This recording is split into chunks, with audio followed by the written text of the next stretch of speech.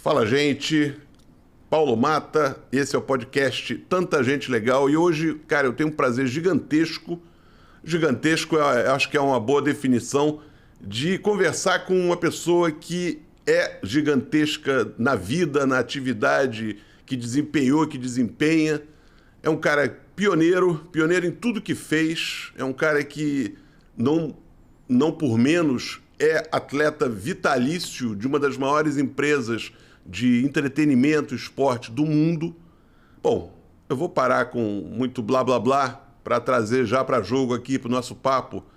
Cara, o pioneiro, o rei das ondas gigantes, que hoje estão tão consagradas, mas lá atrás, quando ele começou, ninguém sabia o que era, assim como ninguém sabia o que era Towin antes de ele e o Heraldo Gueiros fazerem. Bom, gente, com vocês, Carlos Burle.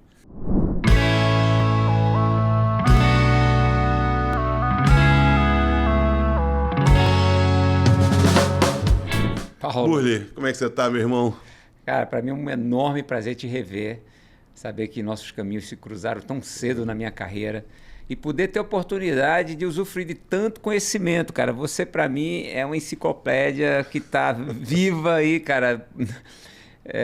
Muito obrigado pelo convite, obrigado por estar aí com vocês e uma honra fazer parte desse podcast contigo, cara. Obrigado pelo carinho, cara. O carinho é super recíproco. Para vocês entenderem, a gente se conheceu quando a RPM atendia a Headley. A Headley tinha um braço esportivo muito forte, de esportes náuticos. Era o kitesurf, o surf, obviamente. E eu tive o prazer, nessa época, faz alguns anos, tá? De lidar com o Burle, lidar com a equipe dele, com o Márcio Bacana, para quem eu mando um abraço aqui também, que assessorava o Burle, está na prefeitura. E, cara, ali eu aprendi que esse cara de 1,72 m. 1,72 m. 1,72 m, a altura do Zico. Apenas isso. Que esse cara era um gigante nas atitudes, um gigante na forma de encadear o raciocínio, nunca assodado, nunca dado a declarações polêmicas, sempre muito observador da cena e, sobretudo, cara, com uma habilidade gigantesca para fazer o que sempre fez. Tá no teu LinkedIn, 34 anos e 7 meses de surf. Tô certo com isso? 34, vamos fazer as contas aí. Agora já é mais. Eu comecei em 1980, então já tem um pouco mais aí, né, cara? 80 são 45, então pronto, já apaga o LinkedIn, 45 anos. Você começou surfando onde, Burle? Em Recife, sim, Pernambuco, na praia de Piedade. Naquela época, com tubarão, sem tubarão, ali tinha tubarão ou não?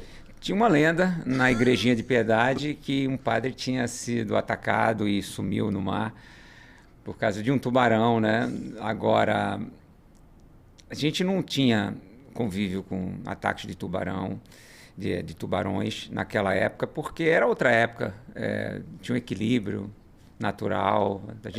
Eu nadava de noite nas praias de Piedade, Boa Viagem, surfava direto entre Piedade, Candeias e Boa Viagem. Demorou muito para a gente começar a sofrer com esses ataques. Eu queria entender de você como é que estar sozinho, por exemplo. Quer dizer, como é que tem que ser a cabeça de um cara, e quem está falando é um sujeito que não pega onda, que nunca pegou onda, que morre de inveja dos que fazem isso. Você está lá, você está esperando subir uma série de 20 metros. Quer dizer, como é que tem que estar a tua cabeça? A harmonia, você com você mesmo, você com o mundo, com o teu Deus, com o teu credo. Cara, fala um pouquinho disso. Eu dei um pouquinho uma devagada, mas isso sempre me causou muita curiosidade, porque você está muito solitário, né? Quando você está para descer uma onda daquelas, você está esperando, tem tanta coisa na tua cabeça. Como é que você processa isso tudo, cara? Olha só, a gente está se sentindo muito vulnerável, lógico, apesar da gente fazer porque a gente ama, né? Eu estou falando isso por mim, tá? Isso é uma reflexão minha própria. Então, eu me sinto num lugar de risco, né? Eu tenho que gerenciar risco, mas eu me sinto muito perto também da vida, porque as emoções são muito fortes. Com relação às crenças, né, religiões, conexão com esses elementos que são tão vivos, tão viscerais, né? existe um respeito muito grande, né? Existe um entendimento muito grande que a energia mais importante e mais forte, mais poderosa que a gente tem acesso, ela não é tangível, tá? Então, existe uma fé. Essa fé vem de uma religião específica, não sei, tá? Eu sou católico, mas eu aprecio outras religiões também, eu respeito todas as outras religiões, e absorvo de todas essas religiões o que eu acho essencial para a minha evolução. Tenho meus medos, tenho minhas inseguranças, e uso essa relação nesse ambiente de vulnerabilidade como um aprendizado, onde eu sei que eu não consigo controlar esse ambiente, mas eu posso controlar a minha mente, eu posso controlar as minhas reações. E toda essa energia que eu sinto, ela é muito poderosa, é muito poderosa. E se eu souber usar ela de uma forma positiva, se eu não me deixar levar pelo meu ego, não me achar melhor do que os outros, eu posso tocar um lugar que, para mim, é essencial como aprendizado. E, principalmente, como um gerador de motivação, de inspiração. Porque a natureza inspira, ela motiva, ela é muito sábia, né? O universo é muito sábio. Então, todos os dias na minha reflexão matinal, nas minhas meditações, eu me conecto com esse vasto conhecimento. E quando eu estou dentro do mar, surfando uma onda gigante dessa, eu tenho esses mesmos desafios. O desafio da euforia, mas eu não posso ficar eufórico porque eu tenho que me concentrar. O desafio de me sentir especial, diferente, porque eu estou ali, poucas pessoas podem estar ali, mas eu não posso deixar o ego me dominar. E eu uso tudo isso no dia a dia. Então, para mim é muito prazeroso poder aprender tanto de uma forma tão intensa, numa relação tão pura e direta com um elemento que ele não é limitado a um lugar, né? Ele não é limitado ao mar, a uma onda grande. Ele é um elemento que ele é um ser vivo, ele está conectado. Tá? Então, assim, quando eu falo de uma onda gigante, eu estou falando do universo. Né? Uma onda gigante só acontece porque existe um universo. E todos os elementos que formam onda gigante, eles estão presentes no universo. Então, existe uma conexão assim, muito, muito grande, muito mais poderosa do que a limitação da nossa mente possa compreender. Né? E eu sou muito feliz de poder fazer isso na minha vida como profissional. Legal, legal. Cara, então vamos voltar um pouquinho a fita. Você começou como surfista de ondas regulares, né? E num dado momento, e explica pra galera que momento foi esse, você migrou. Você entendeu que tinha uma vida fora dessa vida que a gente está acostumado a ver, o Medina, a vida da competição, né, da associação de surf tradicional e tudo mais. E que, graças a você e outros pioneiros, né, eu posso citar o Heraldo, que era teu parceiro, tem vários outros, mas também é uma atividade que também ficou muito, muito em voga. Né? Quer dizer, é um negócio que vocês botaram lá em cima, porque realmente eu acho que é o estado da arte do surf, a onda grande. Em que momento você migrou de uma onda para outra? Paulo, foi um momento vasto. Né? Foram algumas migrações. Ele não teve um gráfico consistente, ascendente. Foi um questionamento muito grande. Eu tenho a sorte de vir de uma época que o surfista de ondas grandes não ganhava dinheiro, então a gente fazia aquilo por amor, né?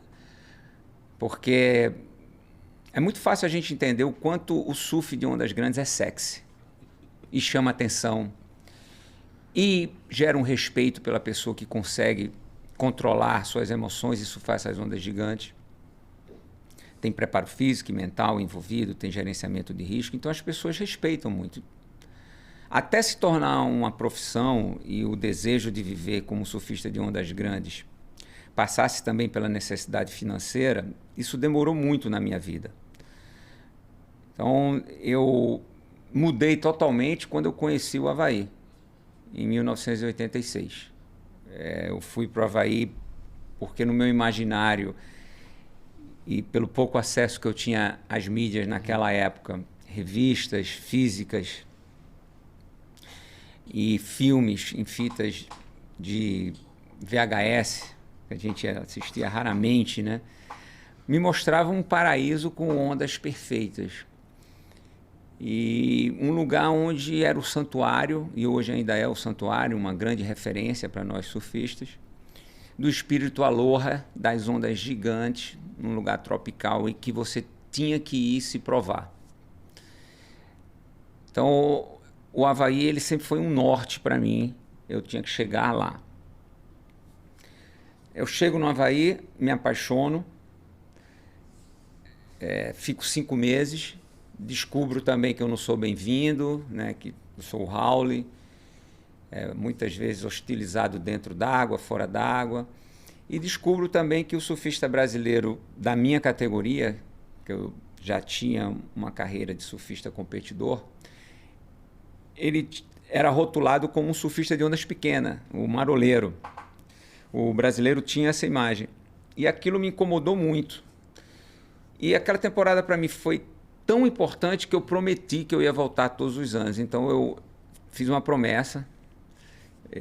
Um baiano, Clyde, que era um grande amigo meu, naquela temporada, ele fez uma lei, que é aquele colar de flores, colocou no meu pescoço assim quando eu estava indo para o aeroporto. Eu nunca vou me esquecer disso. E ele falou assim: você vai prometer que você vai voltar todos os anos para Havaí. Eu fico emocionado, porque eu prometi para ele, né? E essa promessa me trouxe até aqui.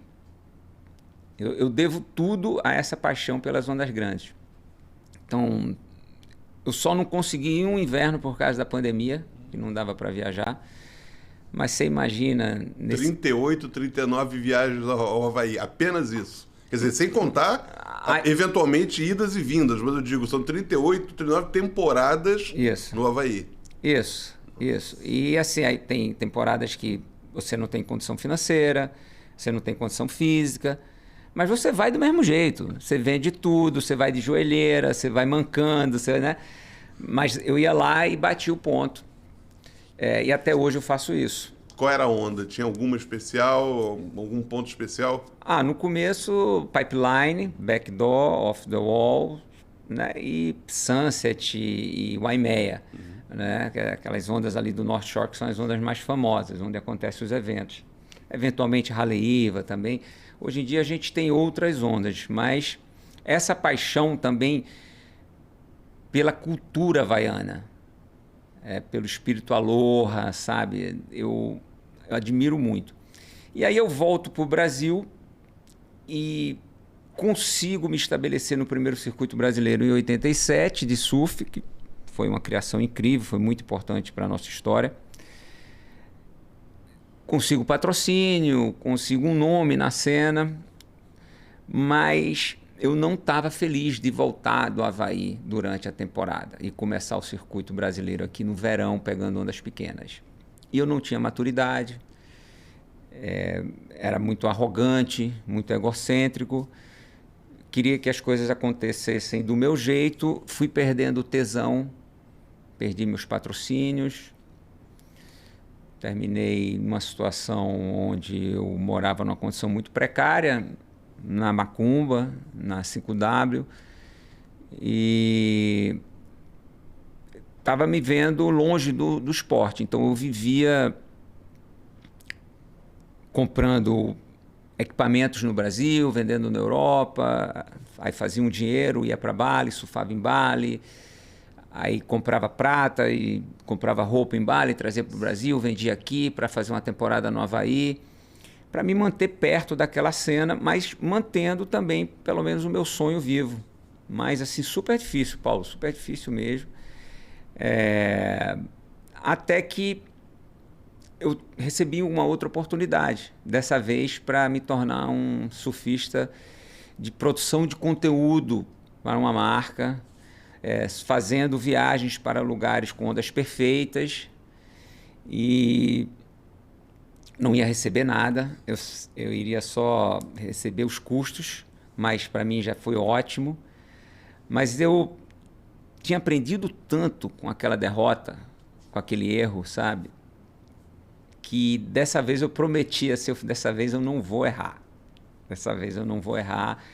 Eu vou fazer tudo o que for possível para honrar meus patrocinadores, honrar a minha comunidade, honrar o meu meio, devolver para o meu meio tudo aquilo que eu conquistar. E dali para frente, aí sim foi um gráfico ascendente. Mas respondendo a sua pergunta, né, eu sempre gostei de desafios na minha vida, eu sempre gostei de adrenalina. E na minha categoria surfista, esses desafios, essa adrenalina está nas ondas gigantes, né? E aí logo depois veio o título mundial, né, primeiro campeão mundial na remada em Todos os Santos. Aí depois a introdução do tow-in na minha vida, né, que tow-in é quando você é rebocado com jet ski, que hoje é uma coisa comum. O que trouxe também muitos desafios a nível de investimento financeiro, preparação em time, conhecimento técnico para pilotar a máquina, tirar a licença, muita logística, muita burocracia, muitos desafios mesmo, o que é bom e é ruim, né? É bom porque você consegue se desenvolver com mais segurança e é ruim porque você, de repente, não estava preparado para aquilo. E eu vi... Pode falar. Só me diz em que ano a gente está, mais ou menos. Você falou Todos os Santos... 98. 98. Então a gente está 27 anos, só para... Né? Eu fiz jornalismo, mas eu faço aritmética rápido. 27 anos. Então você tem 27 anos de, aí sim, espiral ascendente. Isso. Né? Quer dizer, você traz... Vocês foram, você e o Heraldo, eu não sei se o Heraldo estava desde o primeiro momento, mas vocês dois foram a primeira equipe de tow-in brasileira, ou foram a primeira equipe a ter visibilidade? Como é que foi isso? Olha, eu e o Heraldo não fomos a primeira equipe de tow-in brasileira. O pioneiro foi o Romeu Bruno. E, poxa, tem um outro paulista que estava com ele, cara. Putz, como é que eu não vou me lembrar o nome dele? Bem... Um cara não se preocupa, você já falou no Romeu Bruno, porque o Romeu Bruno, ele paulista vai lembrar.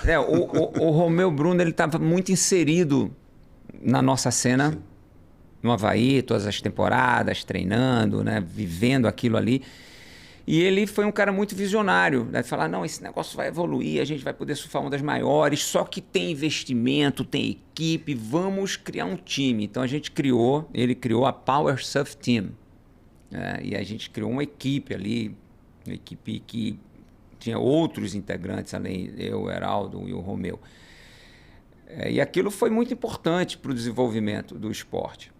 E eu e o Heraldo, se não, mas pelo menos uma das duplas mais bem-sucedidas do mundo de tow-in, e com maior história, com maior tempo juntos. Então a gente teve uma dupla muito vitoriosa, uma parceria muito vitoriosa, assim, com muitos desafios também de relacionamento, você sabe como é que é, mas uma dupla muito, muito vitoriosa. Eu tenho uma gratidão enorme, assim, um carinho, né? Gosto muito do Heraldo, amo ele, amo a família dele, assim, acho...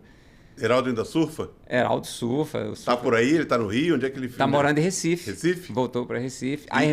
Faz tow-in ainda, não? Ele... Faz tow-in, faz tow-in. Porque, galera, para quem não é iniciado, o cara que descia onda sempre foi o Burley. O Heraldo era o surfista, com toda a noção de onda, mas era o cara que pilotava o jet ski. Era o cara que levava o Burley até a onda, lançava lá e era o cara que também pegava, resgatava, como a gente costuma ver, né? Quer dizer, aí todo mundo já viu pelo menos alguma vaca grande, né? Algum brasileiro, algum atleta ser resgatado. E aí então vocês dois... Paulo, deixa eu fazer uma correção, tá? Porque isso foi até motivo de algumas brigas e desavenças dentro da nossa parceria. E é legal que você trouxe isso. As pessoas achavam isso, porque eu tinha mais destaque em alguns momentos.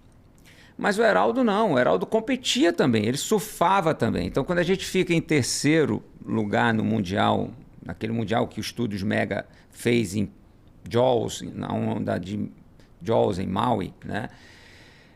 O Heraldo foi protagonista de tudo, né? Pilotando, resgatando, surfando. Naquela competição, em todas as competições que nós praticamos de towing, ele foi protagonista em tudo.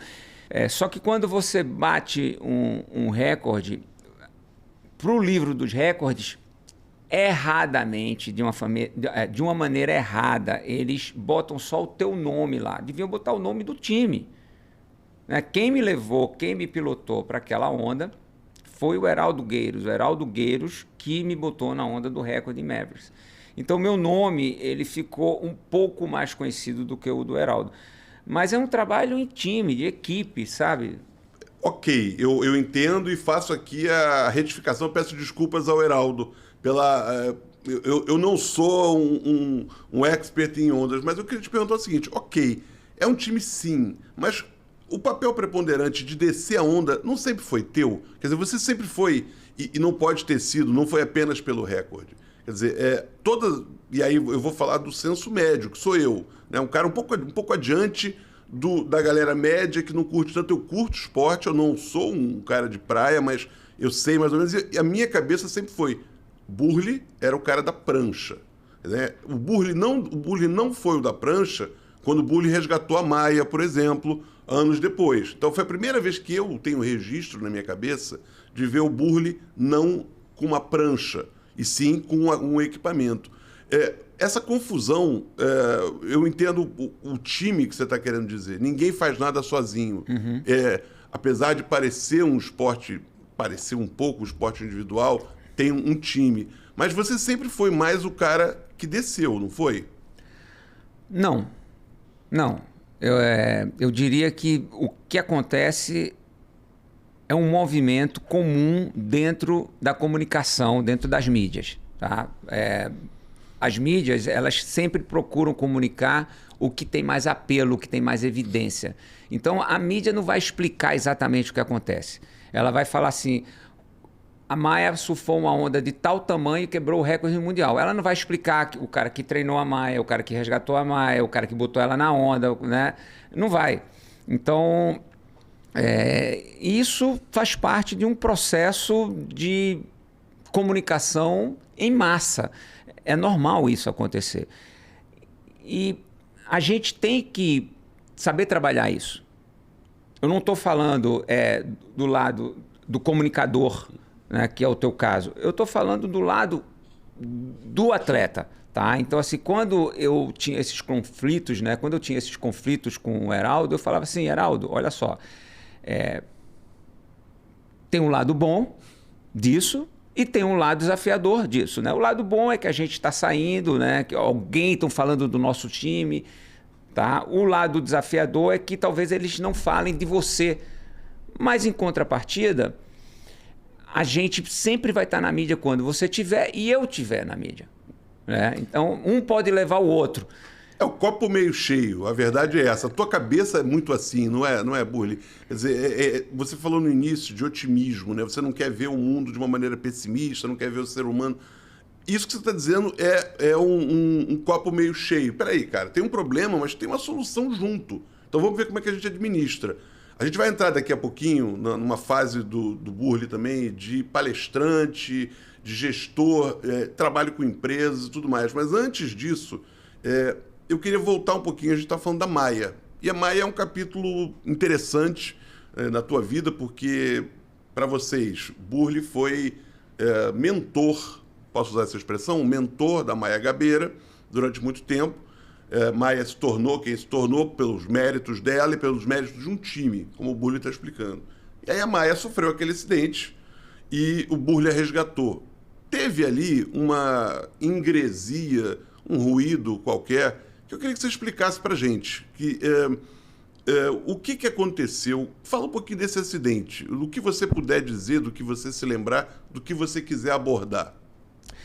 Bom, Paulo, olha só, para falar daquele acidente, a gente tem que contextualizar a história em Nazaré. Isso foi em 2013.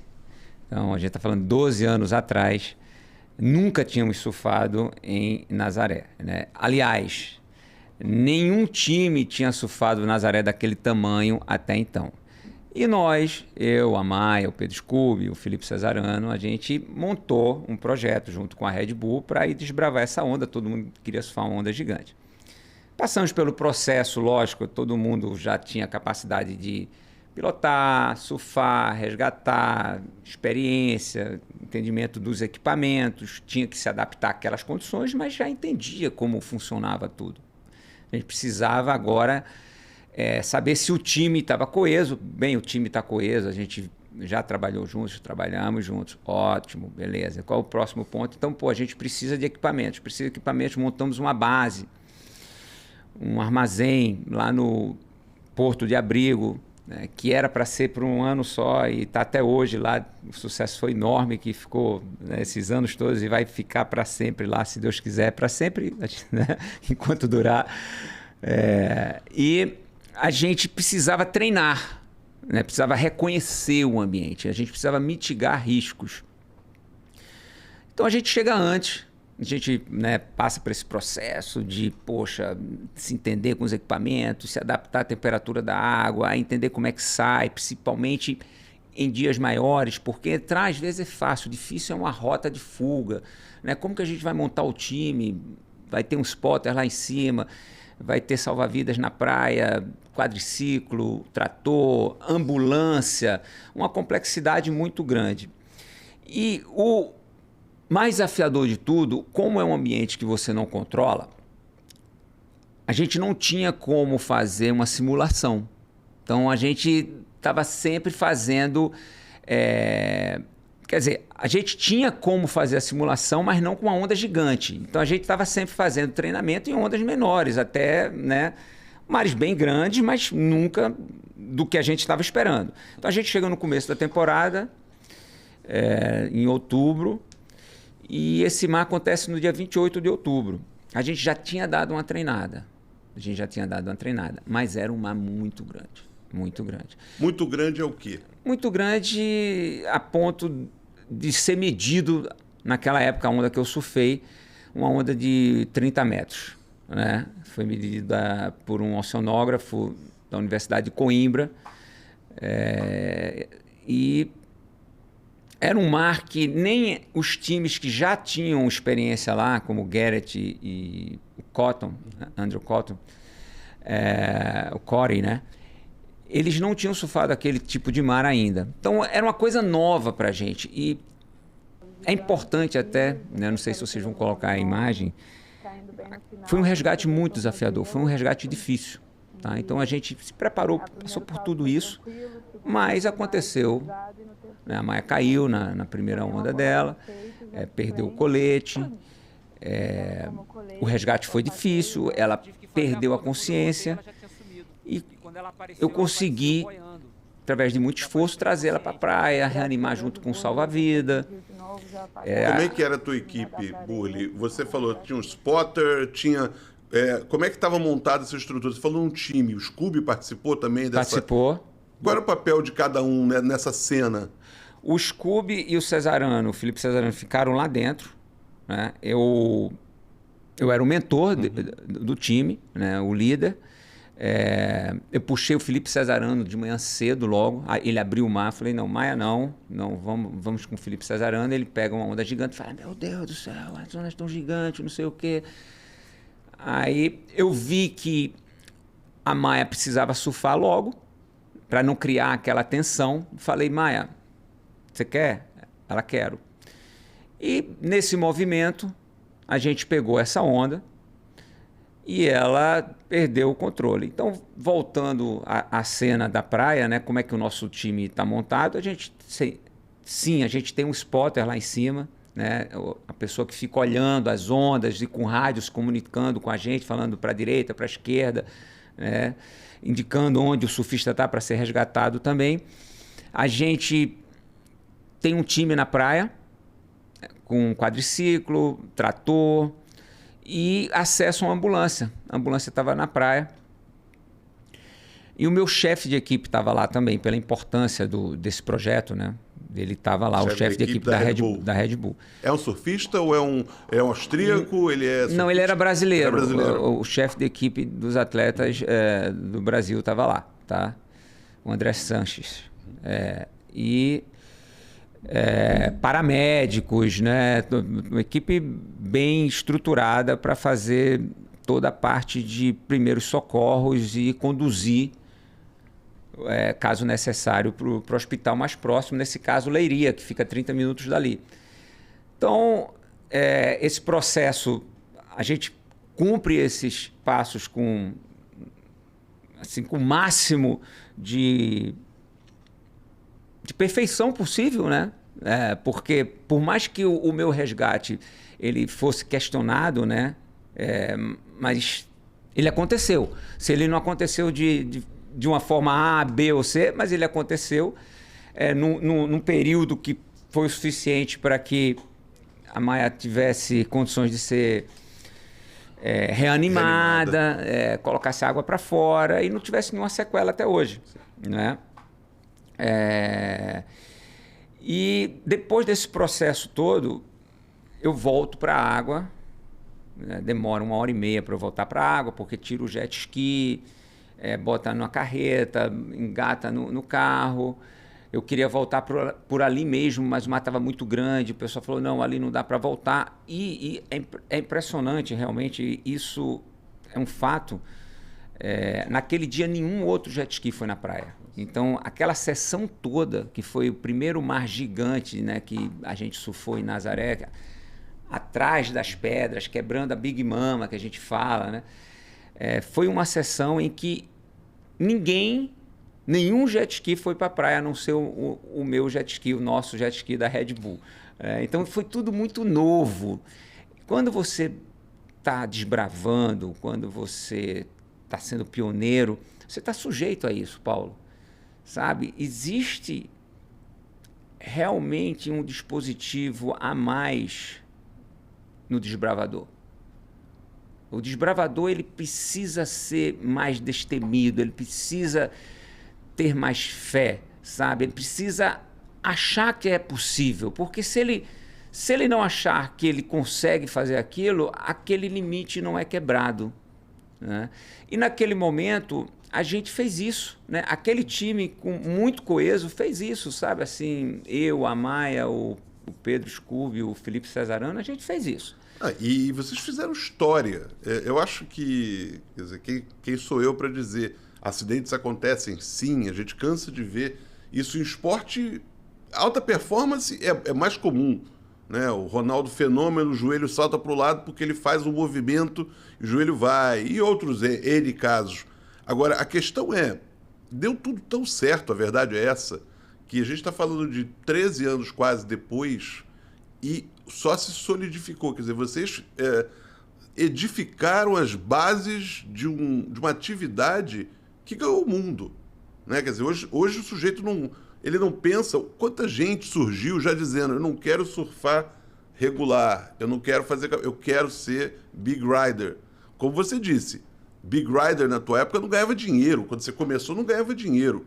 Eu espero que você tenha conseguido ganhar dinheiro depois desse começo. Mas o início foi do desbravador. Porque além de tudo que você está dizendo, quer dizer, além desse plug que o desbravador tem que ter, ele tem que ter uma resiliência absurda. Você falou dos momentos anteriores na tua carreira, dificuldade para morar, para comer, para se virar e tal. Cara, o desbravador passa por isso tudo, né? Então, eu me permito dizer, cara, que foi extremamente bem sucedido. Bom, o boné que você está usando, lá se vão quantos anos? Desse evento, lá se vão quase 13. Quanto tempo tem a tua parceria com a Red Bull? 24. Bom. 24 anos. Eu diria o seguinte, a gente vive muito de símbolos, né? E acho que todo mundo conhece a Red Bull, o que a Red Bull faz. Nós já trabalhamos para a Red Bull, tivemos esse prazer, esse orgulho de colocar no currículo. Os caras são absolutamente inovadores em tudo.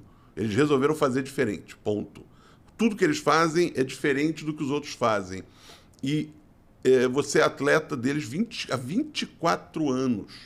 Quer dizer, você está... Desculpe aqui a comparação.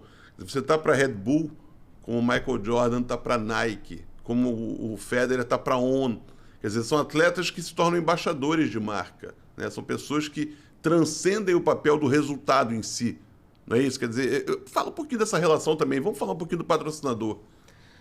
Olha, o patrocinador, ele é uma ferramenta essencial para o atleta, no meu caso, alcançar os sonhos. Eu sempre sonhei em surfar as maiores ondas do mundo, explorar lugares que ninguém tinha ido antes, quebrar recordes, quebrar barreiras, paradigmas, devolver para o meio, me desenvolver como ser humano, me desenvolver fisicamente, me desenvolver emocionalmente.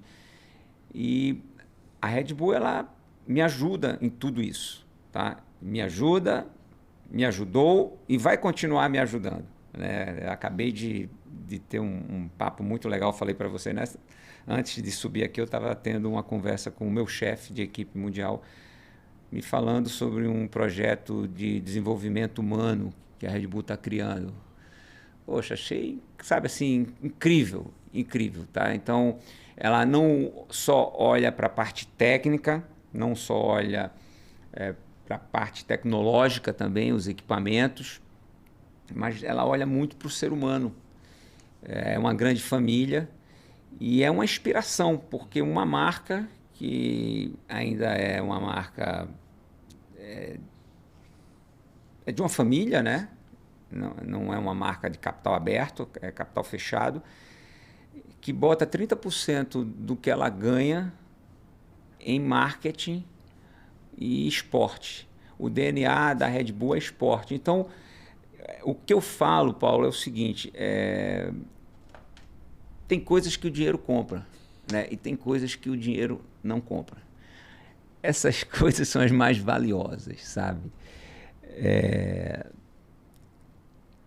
A Red Bull, cara, ela não é sobre uma vitória, sobre um troféu, sobre um cheque.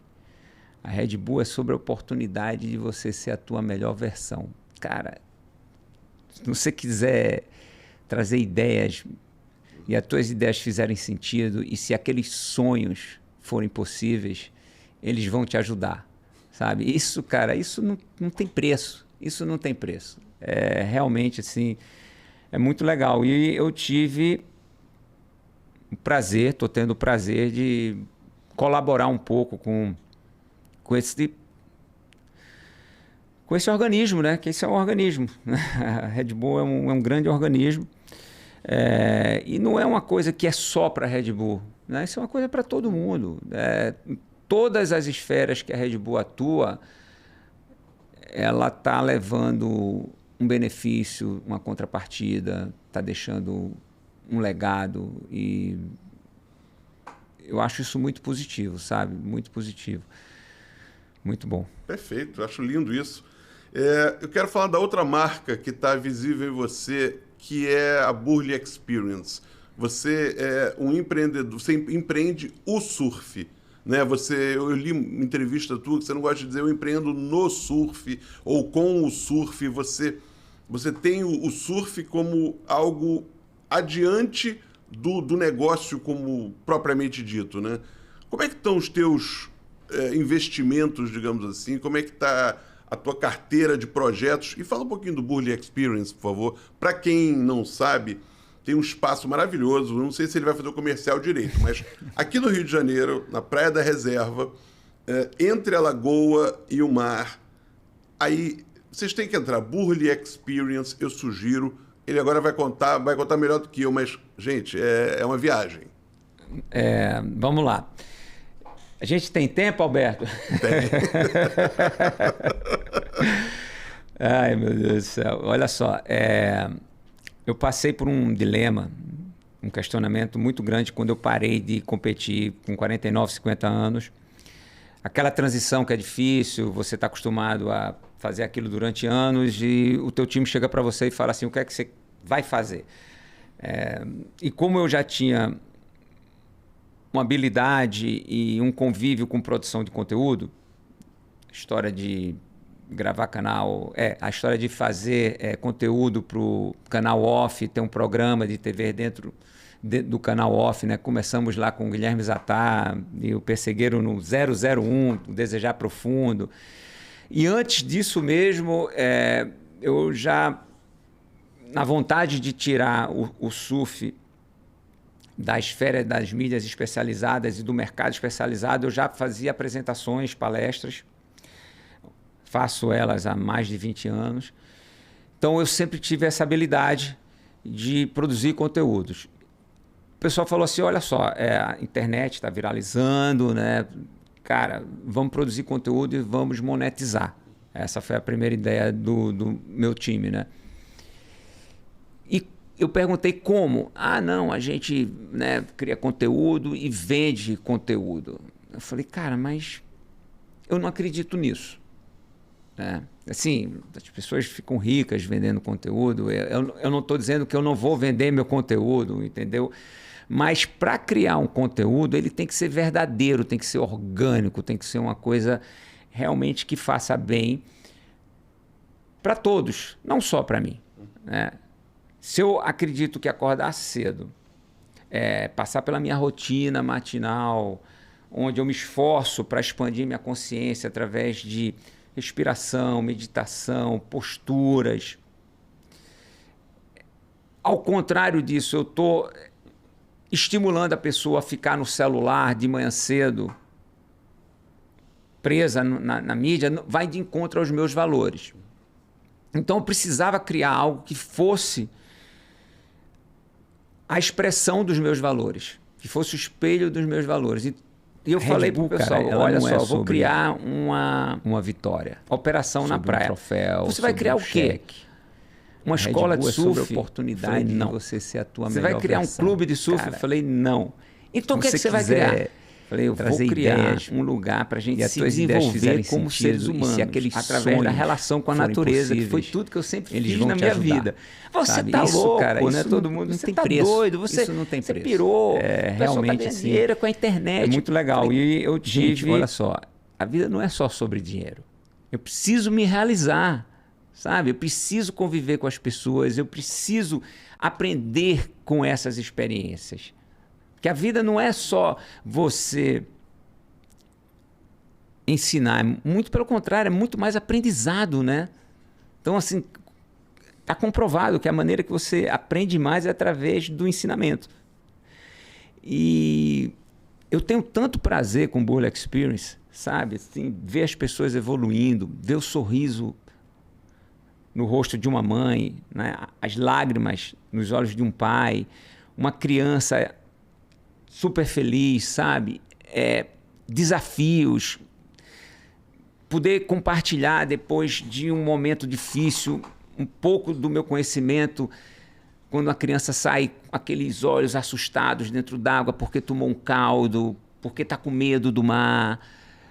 A gente fazer limpeza de praia, a gente cuidar da restinga, adotar a restinga, a gente falar sobre alimentação, a gente falar sobre meditação, a gente falar sobre respiração, sobre expansão da consciência, sobre a necessidade de preservar, de bem-estar, sabe? Assim, tudo isso para mim de uma forma muito verdadeira, muito orgânica. Não vender e viver o diferente, sabe? Assim, eu vivo isso, minha vida é isso. Eu durmo cedo, acordo cedo, né? E trabalho para melhorar. E tenho todos os problemas que todo mundo tem, sabe? Assim, né? Tenho todas as dores de barriga e todos os medos que todo mundo tem. Então, essa conexão, para mim, ela é muito, muito verdadeira. E aí nasce o Burle Experience. Hoje a gente tem, nesse espaço que você está falando, que é o Eco Lounge, aqui na Barra da Tijuca, que é um espaço maravilhoso para fazer eventos. A gente faz várias dinâmicas lá, team building, dinâmicas corporativas, palestras, colônias de férias. Poxa, é uma diversão. A garotada, né, na lagoa, no stand-up, na canoa havaiana, no caiaque, no jet ski. E para todos os públicos. Você está falando team building, você está montando uma equipe de uma empresa que quer fazer uma dinâmica de interação, gestão, tudo isso, o surf, você, a experiência Burle, conseguem entregar. Entrega, e a gente tem tido resultados assim incríveis. Aí tem esse espaço no Ecológico, tem um espaço que é o nosso quiosque no Posto 6, junto com a Orla Rio, incrível, onde a gente conseguiu adotar a Restinga.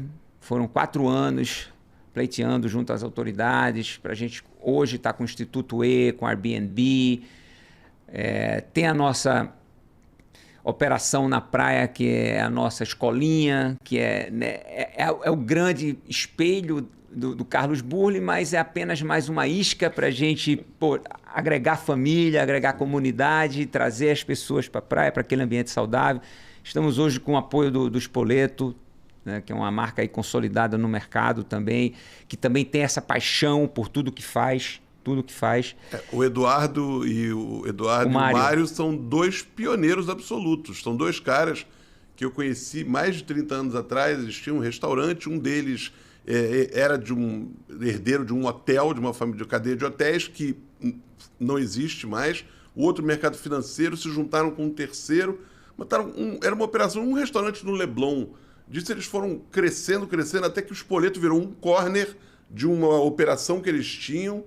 E a visão dos caras, então o desbravador, eu fico pensando, né, como vocês se encontram. A Red Bull é uma marca que estimula pensar fora da caixa, né? Como você disse, o Spoleto, eu conheço o DNA dos caras, é a mesma coisa. Então, tem um matchmaking aí muito legal com você, né? Eu acho que isso deve ser um motivo de super orgulho para você, quer dizer, conseguir estar junto, ter junto a você quem professa a mesma filosofia, né? Caramba, olha, você vê a diferença de falar com uma pessoa que tem conhecimento do assunto, né, cara? Só na analogia, me levou a um lugar que eu não tinha pensado ainda nisso, né? É lógico que eu tenho consciência dessa sinergia de pensamentos, que você atrai as coisas que você pensa, né? Que você vibra. Mas eu não tinha pensado dessa forma, nessa conexão com a Red Bull e com esse grupo que é lindo, né? Que é o Grupo Trigo, né? Que é um grupo gigante hoje, né? O Spoleto talvez seja a marca mais conhecida, mas esse grupo é gigante. E esses valores, principalmente esses valores, né? Pioneirismo, desbravar, pensar fora da caixinha, paixão pelaquilo que faz. Então, assim, acredite, sabe? Acredite nos seus sonhos realmente, porque hoje eu vivo tudo aquilo que eu sempre sonhei, Paulo. Eu sempre sonhei. É fácil? Não é fácil, tá? As pessoas vão duvidar de você, a sociedade vai te ridicularizar, você vai ser taxado, mas se a intenção for boa e se você realmente acreditar, você vai conseguir viver do teu sonho. E se você for além, você ainda vai conseguir devolver, que essa é a minha grande intenção. Né? A gente chega num ponto aí onde o surf é olímpico, ganha acesso a grandes canais de comunicação no mundo todo, né? Visibilidade, grandes marcas, investimento. Com o advento das piscinas de ondas artificiais, isso potencializa mais ainda esse alcance. E, cara, meu grande sonho, sabe qual é, Paulo? É espalhar a cultura do surf. Esses valores que a gente tem. Eu procuro falar isso, sabe, para essa faixa da população que tem tantos privilégios, né, acesso a tanta coisa. A gente não precisa de muito para ser feliz. Não precisa de muito para ser feliz, cara. Se a gente tiver um estilo de vida saudável e a gente fizer o bem ao próximo, se a gente retribuir para o próximo, cara, a gente vai ser muito mais feliz. E eu tenho esse sonho, através do surf, né, democratizar essa nossa filosofia de vida, sabe? Hoje as tecnologias estão caras, o acesso é restrito, mas elas vão ficar mais baratas. A gente vai levar essa filosofia, esse estilo de vida para mais pessoas no mundo todo. E eu tenho certeza que a nossa vida vai ser mais leve, porque o surfista, ele é uma pessoa mais leve. Esse eu acho que é o grande ponto. Eu, como atleta terrestre de vôlei, sempre olhando com uma inveja saudável ou não saudável, porque eu não foi saudável porque eu não tentei virar o jogo e aderir. Mas olhando sempre para a calma, para a placidez, para a autossuficiência do surfista, que vinha para a praia, a onda estava pequena, ele era mais velho ou mais novo, aí botava lá o long john dele, frio pra caramba, mas não sei o quê. O cara dizia, não, eu quero pegar, e ficava lá no offside olhando um tempão, não brotava onda nenhuma, e eu olhando para aquele cara, esse cara tá fazendo aí, bicho, o tempo tá ruim, a onda não tá boa. E eu sempre pensei nisso, você tá falando de espalhar valores, né? Quer dizer, você tem símbolos, a gente vive muito de símbolos, então você tem o açaí, a yoga, a respiração. Você falou da respiração, eu tô te ouvindo, te vendo, e você não faz uma... Você fala com muita tranquilidade. Para você, o falar, que é respirar, não é complicado. Você fez a vida inteira muita apneia.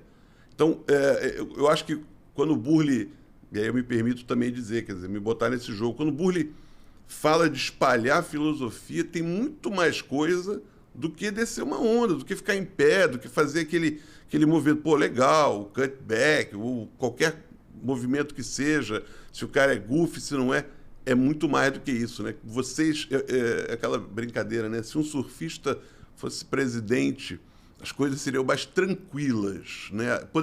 Problema haveria, mas, pô, o cara, peraí, deixa eu pensar, e aí eu vou jogar para você, Burle, o seguinte: nas suas palestras, você falou lá no início do nosso papo, você falou ainda antes de começarmos a gravar sobre a gestão de conflitos. Você disse, nós fazemos gestão de conflitos a vida inteira, o tempo todo. Fala um pouquinho sobre como o surf te ajudou, como você ajudou o surf nessa troca e como você hoje entrega também para públicos diferentes essa maneira de enxergar o problema como uma oportunidade. Para mim hoje, Paulo, não é mais uma opção, tá? Eu preciso olhar para todos os desafios com esse olhar de oportunidade, porque eu já entendo que realmente existe sempre uma oportunidade em algo desafiador, algum problema, algum obstáculo. Sempre tem um aprendizado. Ah, deu ruim, mas você aprendeu, né? E na maioria das vezes, na grande maioria das vezes, tem oportunidade sim, tá? De crescimento, às vezes não naquela área, mas em outra área, né? Ou o problema sendo olhado de outro ângulo. O que eu gosto de fazer sempre uma analogia na minha cabeça é o seguinte: a gente está muito seguro na barriga de nossas mães, né? Então a gente está ali, a gente até sente algumas emoções, a gente se emociona junto com as nossas mães, né, com os nossos pais, com tudo que acontece ali fora, mas aquela segurança é muito grande. No momento do parto, aquilo acaba. Acontece um rompimento, acontece um estresse, e dali para frente é gerenciamento de risco, compadre. Dali para frente é gerenciamento de risco, tá? No começo você é muito dependente, senão você não sobrevive. Mas aos poucos, essa realidade vai acabando. E você vai se tornando mais independente. E você vai se arriscando mais. E você vai gerenciando cada vez mais esses riscos na tua vida. O que é que diferencia nós, seres humanos, uns dos outros? A capacidade de lidar com esse estresse, essas emoções produzidas por esses momentos de insegurança, de risco. Quanto mais preparado você estiver para lidar com essas emoções, com essas agressões, com esses sentimentos, melhor você vai reagir às situações, né? A certa situação. E se você realmente for uma pessoa saudável, né, nesse equilíbrio com as tuas emoções, com esses desafios, porque todos esses desafios, todos esses estresses, eles têm uma contrapartida. Não tem como a gente negar. Ah, não, você se estressa e você dorme do mesmo jeito? Não. Ah, você se estressa e não solta muito cortisol? Não. Ah, você se estressa, fica na adrenalina e você não fica com as tuas glândulas superexcitadas, né? As suprarrenais superexcitadas. Não, assim, eu sou um ser humano. Eu vou me estressar, meu cabelo vai cair, né? Não vou dormir tão bem. Mas quando você entende que você pode participar e deve participar desse processo de uma maneira saudável, quanto mais você se capacita a lidar com esses desafios, você mais amplia o teu leque de alcance. Então, se eu consigo, na relação pessoal comigo mesmo, administrar de uma forma positiva, legal. Se eu consigo administrar isso na família, legal. Se eu consigo levar isso para dentro da minha profissão, ótimo. Né? Se eu consigo, além da minha profissão, expandir o meu alcance, né? E começar a estudar, a ter acesso à cultura, a expandir o meu universo de desenvolvimento pessoal como ser humano, isso vai trazer para mim uma expansão de consciência enorme. Agora, o lance é você não deixar no meio do caminho muita saúde física e muita saúde emocional. Né? Porque eu, por exemplo, eu sou um cara que eu já andei 3 vezes de ambulância. Eu já me acidentei muito na minha vida. Eu tenho várias sequelas que são resíduos da minha adrenalina, né, de não dormir direito, de viajar de última hora, né, de pegar ondas gigantes, de fazer tudo isso que foi necessário ser feito para estar aqui hoje, né, para expandir como empreendedor, né, para criar o Burle Experience, para dar palestras, sabe? Assim, tudo isso. Eu tenho várias sequelas, várias sequelas. Agora, eu preciso não só colocar nesse lado do empreendedor, eu tenho que colocar nesse outro lado aqui também. Se eu vou administrar estresse para o resto da minha vida, se eu vou administrar risco para o resto da vida, se eu sou um sobrevivente, eu preciso ser um sobrevivente com qualidade, eu preciso entender a importância que é nutrir esse lado da resiliência. Agora, nutrir com coerência, com sabedoria, principalmente com verdade. Ver um obstáculo, ver uma dor e abraçar a dor, não colocar uma pílula ali, falar, pô, de onde é que está vindo aquela dor? Ver com humildade, falar assim, poxa, hoje eu preciso de um profissional, levanta a mão, preciso de um apoio psicológico, preciso de um mentor, preciso de um médico, preciso de um fisioterapeuta. Então é muita sabedoria, né? Essa relação com a vida para você expandir.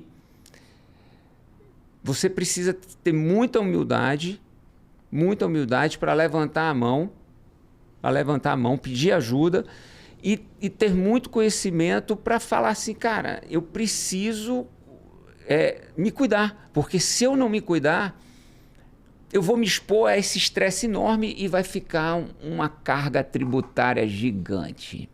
E eu não quero essa carga tributária, porque não é o vencer por vencer. Não é o tempo que você fica vivo, mas é a qualidade do tempo que você fica vivo, né?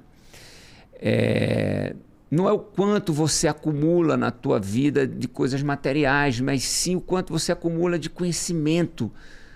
É o quanto que você deixou, não é o que você levou, é o quanto que você deixou.